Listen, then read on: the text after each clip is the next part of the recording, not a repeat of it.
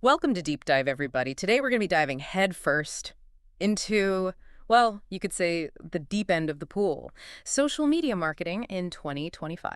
And to help us navigate these waters, we'll be looking at a fascinating article titled Social Media Marketing, Building Community in 2025, The Deep Dive. Yeah, this article is really packed with, I'd say, the latest and greatest when it comes to strategies and trends and all those things that B2B companies need to be thinking about if they really want to, I guess I'd say, thrive in this whole online community It space. really is. And that's precisely our mission today. We're going to extract the most valuable insights from this piece, really distill it down so that you, our listener, can walk away understanding how to truly connect with your audience, whether they're clients, partners, or even your peers, all through the power of social media. Yeah, absolutely. And I think, we can all agree, ultimately, we're talking about forging stronger relationships and, let's be honest, driving some serious business growth. For sure. And, one of the first things the article really hits on is this fundamental shift, this sort of core shift in how B2B companies should even be thinking about social media. Yeah, it's definitely not just about broadcasting anymore, is it? I mean, how many times have we seen those kind of faceless corporate accounts just blasting out like press releases and product Right, updates? exactly. And the article makes it really clear that those days are over. Yeah. It's not about just pushing out content anymore. It's about building meaningful relationships. Okay, so meaningful relationships. I mean, what does that even look like in practice? Well, think of it this way. Instead of that old one-way announcement system, it's becoming much more about two-way interaction, you know, genuine engagement. It's about fostering brand loyalty through authentic connection and really sparking that two-way conversation. So I guess less shouting from the rooftops and more like, I don't know, having a coffee with a client and really understanding their needs. Yeah, that's a great analogy. And this is where content strategy comes in. Because if we're not just blasting out press releases, what are we sharing? Well, the article really emphasizes the importance of educational and thought leadership content. Okay, so we're talking about like establishing ourselves as experts, as thought leaders in our industries. Exactly. B2B professionals, they're not interested in fluff. They want actionable insights. They want real value. Makes sense. So what kind of content are we actually creating? Think about sharing industry insights, maybe some really insightful case studies. Let's say, for example, you have a company that regularly shares these really concise analyses of, I don't know, emerging industry regulations. They instantly become a vital resource, don't they? Oh, for sure. You become the trusted guide in a complex landscape. Exactly. And it goes beyond just sharing your own expertise. The article also talks about a customer-centric approach. So how does focusing on the customer actually fuel community building? Like, for you, when you're scrolling through LinkedIn or Twitter or whatever, what kind of B2B content actually makes you stop and think, okay, these guys get me? For me, it's when a company really seems to understand my pain points, Yeah. the challenges I'm facing in my day-to-day. If they can provide solutions, insights, or even just acknowledge those hurdles, it instantly creates a connection. Yeah, you feel seen, like they're talking directly to you. Exactly. And that's a huge part of community building, making people feel seen, understood, and like they belong. And, let's be honest, B2B content can sometimes be a little bit, well, Dense. yeah, dense. Lots of jargon, long paragraphs. And that's where the article talks about what they call multimedia magic. Okay, so spicing things up with a bit of video, some infographics, that sort of thing. Absolutely. It's about capturing attention and making complex topics easily digestible. A short, well-produced explainer video on LinkedIn can often break down a complex industry trend way more effectively than a 10-page white paper. Okay, I'm sold. Ditch the endless paragraphs. Now, the article also touches on something I think is really interesting: employee advocacy. Right. This is a powerful strategy, but I think it's often overlooked. So basically, getting our teams, our employees, to become brand ambassadors. Exactly. Encourage them to share company content or even their own perspectives on industry topics. Yeah, it definitely adds a human touch, especially when it's coming from real people, not just the faceless corporate account. And it broadens your reach, too, because their networks are going to be different from the company's official channels. It just feels more authentic. Right, absolutely. It builds trust from the inside out. And, underpinning all of this is the need for consistency and authenticity. Yeah, I mean, those are like the non-negotiables, right? If you want to build genuine, long-lasting relationships, you got to show up consistently and you got to be real. Couldn't agree more. If you're posting sporadically, people aren't going to know when to expect value from you. And if your content feels fake or forced, Well, people could spot that a mile away. All right, so we've got to get a handle on the what in terms of content. Yeah. Now let's talk about the where. What platforms are we actually using to build these B2B communities in 2025? Well, the article breaks down a few key platforms. And, no surprise here, LinkedIn remains the undisputed champion for B2B. Yeah, it's where all the professionals hang out. Exactly. It's the perfect place for sharing thought leadership, for networking, for connecting with decision makers. And the article highlights some really valuable tools within LinkedIn, like LinkedIn Oh, groups. yeah, groups. Those are a great way to create focused communities around specific topics. Exactly. And showcase pages, which allow you to tailor your messaging to different segments of your audience. Okay, so it's not just about your main company page. You can get much more targeted. Now, what about Twitter? Or should we say X now? It can feel a little like a fire hose of information sometimes. Yeah, it moves fast. But that's also its strength. Twitter, or X, is all about real-time updates and conversations.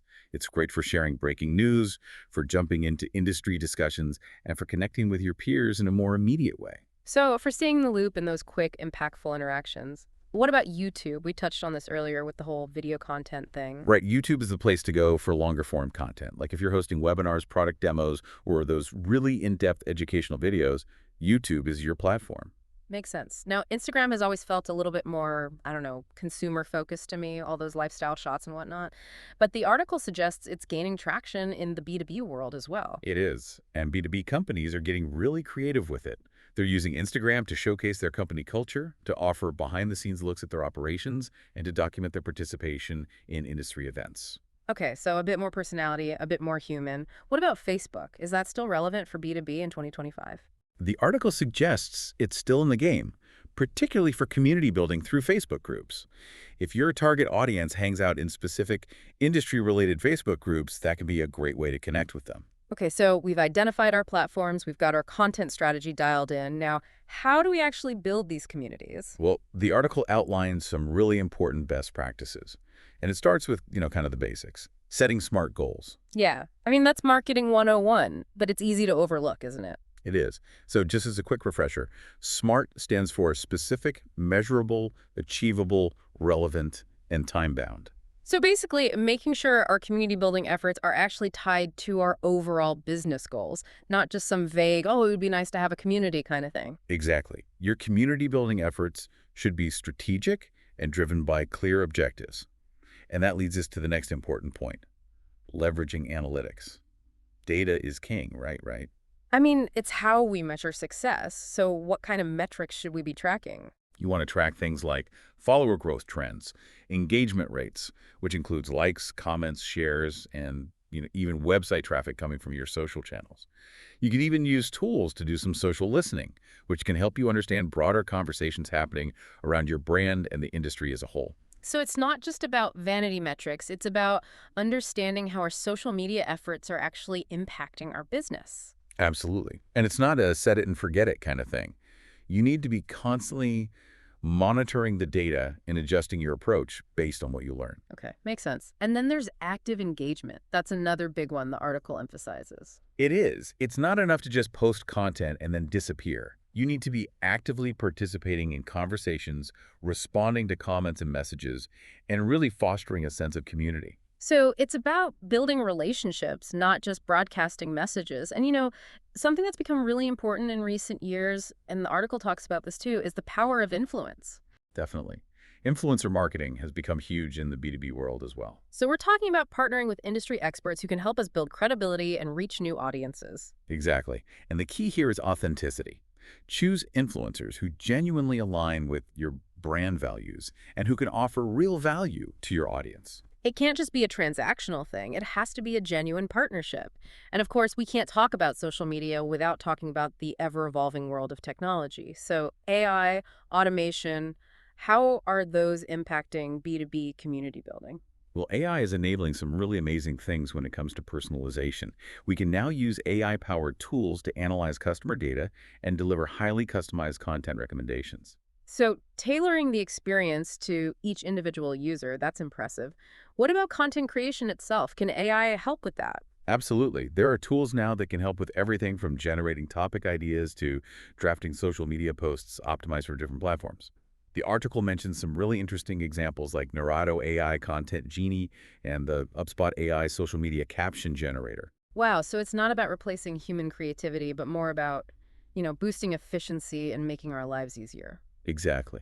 And then there's automation.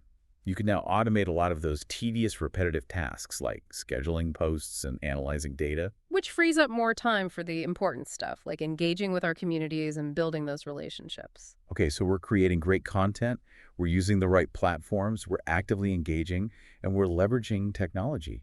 How do we know if it's all working? Well, that's where measuring success comes in. And the article talks about a few key metrics to track.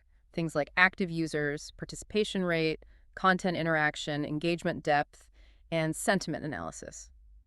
Are people actually having meaningful conversations or are they just liking posts and moving on? And there are tools out there that can help us track all of this, right? Yes, there are some really great platforms that offer comprehensive analytics. Sprout Social, Sendable, Hootsuite, to name a few. So it's not just about the numbers, it's about understanding the story behind the numbers. Precisely. Okay, so as we wrap up this deep dive, I think it's clear that building a thriving B2B community is about so much more than just getting a bunch of followers. It's about forging those genuine connections, about sharing expertise, about providing value, and about creating a space where your audience feels seen, heard, and understood. And remember, it's not a one-size-fits-all approach. You need to choose the platforms and strategies that make sense for your specific business and your target audience.